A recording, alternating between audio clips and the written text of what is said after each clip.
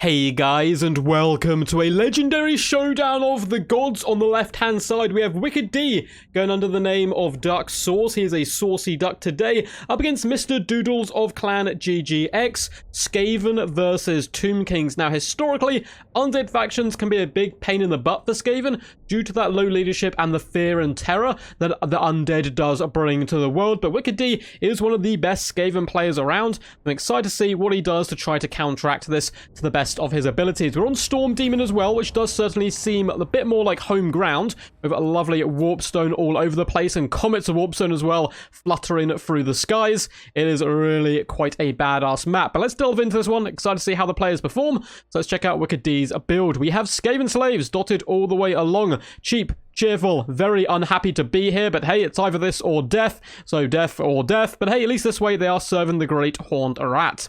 In the secondary battle line, we do have some more Skaven slaves as well, backed up though by the much more hard-hitting and intimidating rat ogres, two basic ones on the flank, and the pit fighters of Hell's Deep in the middle. Can't get a much more badass name than that, and boy oh boy do they live up to the hype. They look so freaking cool with this color scheme. It is rather beautiful. We also have the Council Guard in the middle, really solid unit all round, being unbreakable, and the Regiment of Renowned Rattling Gunners, the Teeth Breakers, in that central pocket. We do have a Plague Priest, which can do all sorts of nasty summons, as well as spitting out acid in different directions in the form of, I think it's called like the Vermin, what's it called? There you go, Pestilent Breath. There we go, that's what I'm thinking of. We do have a Mutant Rat Ogre, which Wicked D is a big fan of, and so am I. I think it's a very powerful single entity. Not quite so good at pinning in cavalry than the Rat Ogres are, but hey, it still wallops with an absolute massive punch, and the model looks fantastic. We also have Atik's Zap Zap Warp Lightning Cannon in the back there, just the one artillery piece today, and leading the battle line, we do indeed have Sneaky Down here, an Assassin, and Deathmaster Snicketch, the double Assassin bros hiding amongst the Council Guard, waiting to burst forth with death and destruction. Very excited to see how they perform.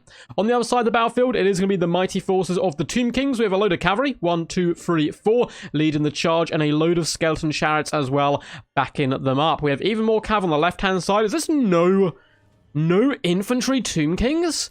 This is some wild stuff. So it's mass cavalry, mass chariots. We also have the double bow Shopti in the back here, one of which is the Regiment Renowned Chosen of the Gods. And then we have Cetra the Imperishable on his kitty cat, coming in with the Blessed Blade of Betrayal. I'm assuming he is the Wrath of Betrayal at least. Incantation of Righteous Smiting. What was that? Smitten?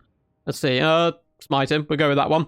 Incantation of Protection and Incantation of Cursed Blades. I've never seen this used in a battle ever. That's going to be pretty exciting to see how it does indeed perform. So without further ado, let's get this battle underway. So the Warp Lightning Cannon on this map may have a bit of a difficult time. It's rather hilly, so lancing shots up and over the hills could be a little bit difficult, but he does manage to connect with the Chosen of the Gods and do some relatively solid damage out of the gate. Skaven are just reorganizing their battle lines and moving forward, looking to engage the enemy, but there is so much cavalry and chariots looking just to push their way through the Skaven force and then eviscerate the back line.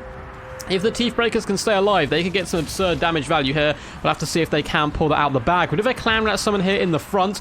The Itik Zap Zap is really laying into the Chosen of Gods and doing some massive damage to them, which is good to see. But the Chariots and Horses will just easily break through that front line and start pushing in. I guess the idea is the Horses and Chariots break the front line and the Skeleton Horse Archers kill the Rat Ogres. Well, they definitely need to go over here and support, because the Mutant Rat Ogre is taking a bucket ton of friendly fire. But apart from that, the Chariots are getting eviscerated by the Rat Ogres and a mixture of Teeth Breaker damage. Assassin and Deathmaster both going after Cetra the Imperishable. Not a bad idea. Unfortunately for the poor little Teeth Breakers, they're being gooned out right now by some chariots. You can see Horse as well starting to reeve into the back line to shut down the Warp Lightning Cannon. Very dodgy start for the Skaven all round. They have to pick off quite a few units at the same time. We even get a Plague Monk summon. Everyone going after Cetra the Imperishable, and that's been a really saving grace so far for the Skaven, trying to assassinate the enemy lord and doing a fantastic job at the same time. Just after I hyped up the Mutant Rat Ogre, it's been just obliterated from long range by the bow Shopti and hasn't been able to do too much, which is a little bit sad, but I promise you he's good. I promise, I'm not lying. And he does get in there and do some decent damage to Cetra, who does go down. The double assassin is no joke, particularly with all the Rat Ogre support nearby. Now, Death Runners, or Plague Monks I should say, are carving their way through chariots slowly. Mutant Rat Ogre is running towards the enemy in a tactical retreat. I guess you could say he's just advancing in a different direction. The Horse Archers are raining shots in at the Rat Ogres now, which is pretty key. They need to take these guys offline. They're such a good counter to all the chariots that we're seeing on the field. Looks like the Rat Ogres are coming back, but the Mutant Rat Ogre, our beloved baby boy, is being chased away by the Horseman, which isn't something you like like to see. Now, the Bowshopty can continue to rain in shots, likewise can the Skeleton Horse Archers, but with no Lord, it's going to be a little bit risky here. Chariots are going down as well, starting to crumble due to the pressure from the Skaven. But at this moment, the Tomb King player just needs to take a deep breath and just focus in. He's still certainly got a way into this game, despite losing Cetra. Use the Chariot to kill the Itic Zap Zap Warp Lightning Cannon crew, and you can kite all of this. Get all of your range done, all your damage done with your Horse Archers, all your damage done with the Shopty, and shoot the Rat Ogres. Kill the Rat Ogres, attempt to kill the characters as well, because Skaven Slaves and so forth won't hold up to Cycle Charging in the late game against any foe. It does look like the Mutant Rat Ogre is back. He heard our cries, and he is getting up to his feet, ready to rumble and charge in after the Skeleton Chariot. We do have the Pitfires of Hell's Deep rampaging into the enemy, but they certainly won't mind that. They're rampaging into Chariots as well as Horsemen, so hey, good boys, you're doing your job. And the Mutant Rat Ogre is getting down and dirty now, exploding Chariots and Horsemen are like bones going in different directions, as the magic that is keeping them alive is slowly waning after the loss of Cetra. Rat Ogres have been able to push the Ushopti here, and there's nothing really to stop the Rat Ogres doing this. There is some cavalry support, and they're trying to rain shots in at the Rat Ogres and bring them down, but they can easily hunt down the Ushopti, and if we get a couple of units of Rat Ogres going, they can easily get both. And it looks like that's just what we actually have going on. They're fighting down one with Snickich as well, hopping in there. Look at him go! He's so quick the way he runs, going in to try to slay some of the Chosen of the Gods. Not too much, which can threaten the Death Master now. In the distance, we do have some Skaven Slave Spears who can come back. Likewise, some Horsemen who really are desperately needed. We need some skeleton reinforcements over on this side of the battlefield. The Archers once again zipping arrows in to the Pitfires of Hell's Deep, and the Rat Ogres in the distance are unfortunately going down. So the Ushopti have been able to kite at least successfully with one unit. The other unit, unfortunately, though, will be going down. Just trying to buy time as a Tomb King player and drag the Skaven around the battlefield as much as possible, but they're really taking a lot of damage now from the Death Master and the Assassin.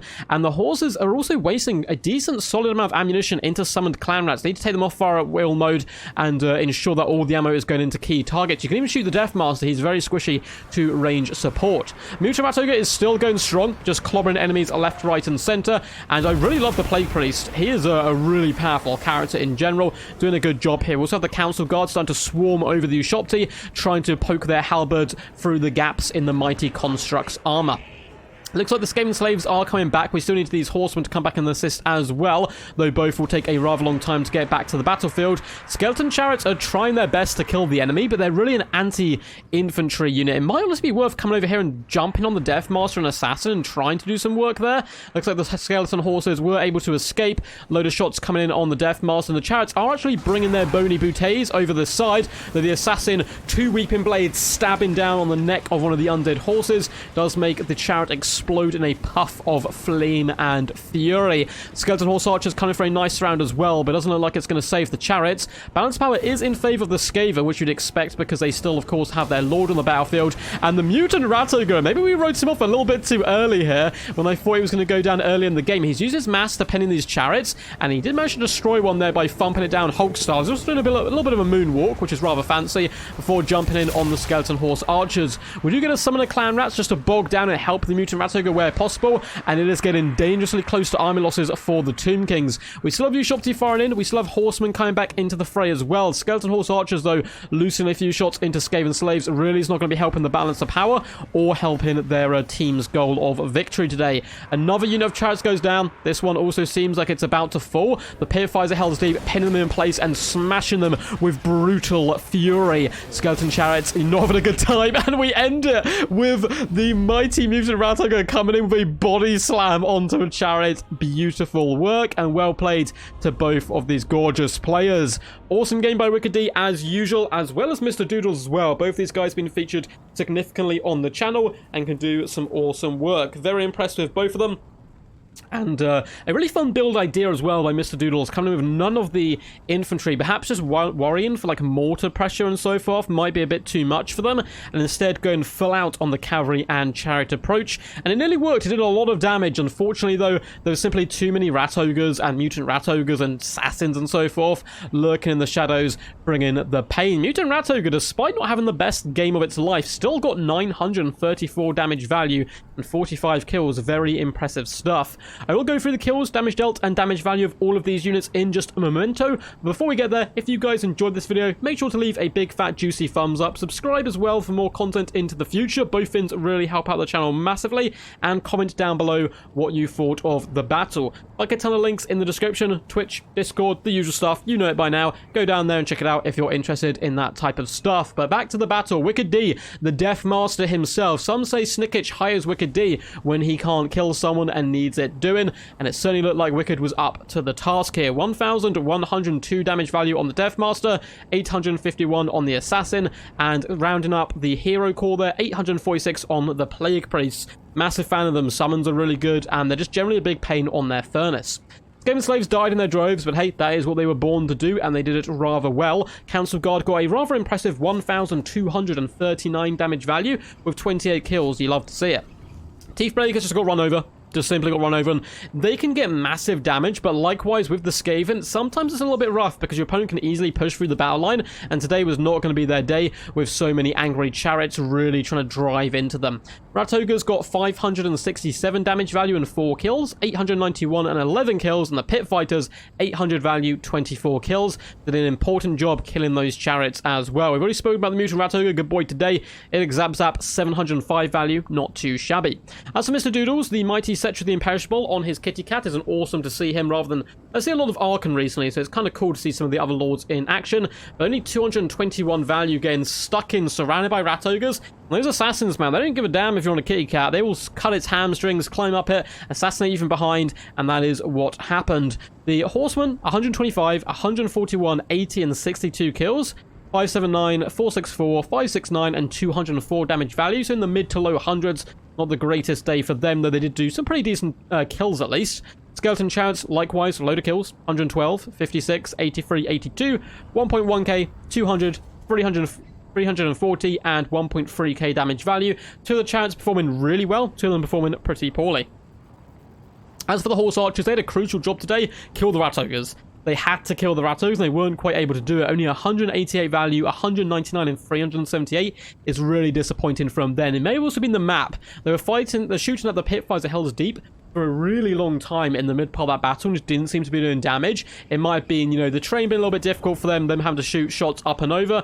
I'm giving excuses for these archers, I don't know why, but I don't want them to get court-martialed or something, so don't worry lads, I got you back. Double Bow Shop T, 16 kills and 22 on the regiment round, 1.3k damage value and 1.4. They did a really good job all round, assassinating key targets, doing some big damage, but alas, it was not quite enough. Hope you guys enjoyed this one. It was a really good fun one to cast. Until next time, peace, and as always, stay awesome.